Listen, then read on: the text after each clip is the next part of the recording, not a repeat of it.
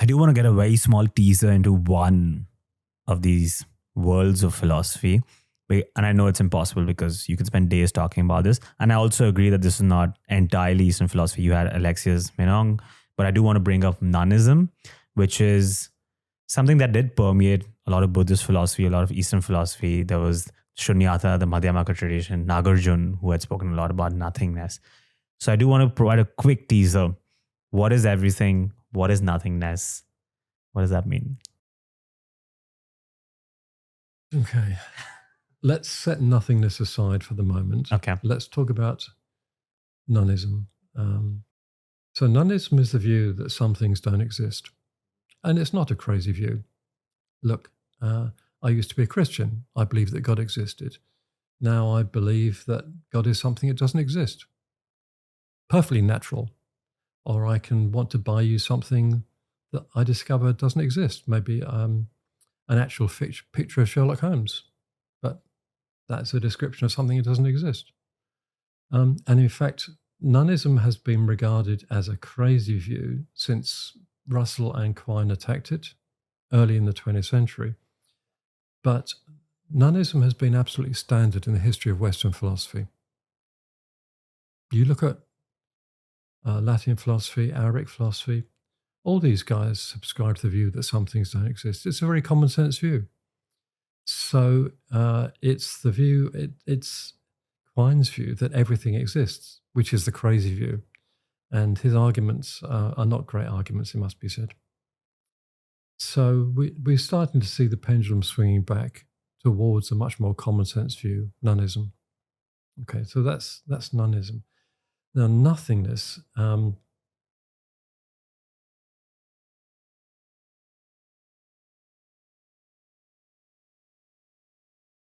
is a very special object. I think it's a non-existent object. So nonism is certainly relevant.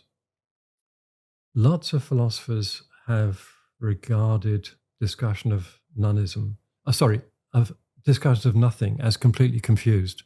I think they're wrong. Why it would take us another couple of hours to talk about. But I do think nothingness is an important concept. And in fact, so many Western philosophers have also thought this. Meister Eckhart, Hegel, Heidegger, Sartre, and in the East, Nishida. So talking about nothingness is not the province of Asian philosophy. You find it in many great Western philosophers too. Now, what they say about it, what it is, what its properties are, that's highly contentious. And because you're reasoning about a very strange object, it's going to be very hard to get straight on this. That's the topic of my next book. That's a plug. Okay. Now, do you find it in some of the Asian traditions? Yes, absolutely. It has nothing to do with emptiness, shunyata, which means something quite different. Shunyata in Indian Buddhism is the thought that everything is what it is only in relation to other things. So nothing has a self-nature. The Sanskrit word is svabhava. So to say that something is empty is to say that it has no intrinsic nature. And the Buddhist Madhyamaka view is that nothing has self-nature, everything's empty, which you can see has got nothing to do with nothingness. The trouble is that once Buddhism goes into China, it gets tangled up with Taoism, and then you do find discussions of nothingness, which is sometimes described by the word shunyata, emptiness. And certainly in a number of the Chinese Buddhist traditions, you get a discussion of nothingness, particularly in Zen. Now, I mentioned Nishida just now. He's a Japanese philosopher, 20th century, probably the most important Japanese philosopher of the 20th century.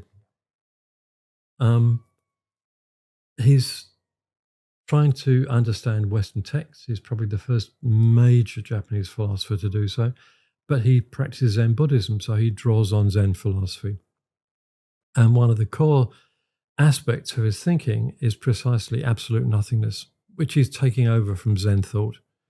And he mixes, I mean, he works on this concept and tries to sort of articulate it using thoughts from Hegel and Heidegger, and he's a fascinating philosopher. But it's certainly there, present in his thought. It's a central notion of his thought. But then it is of, take some of your favourite Western philosophers: Sartre, Heidegger, Hegel.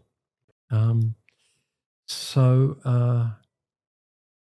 the connection with nonism is there, but it's not a very central one, it must be said.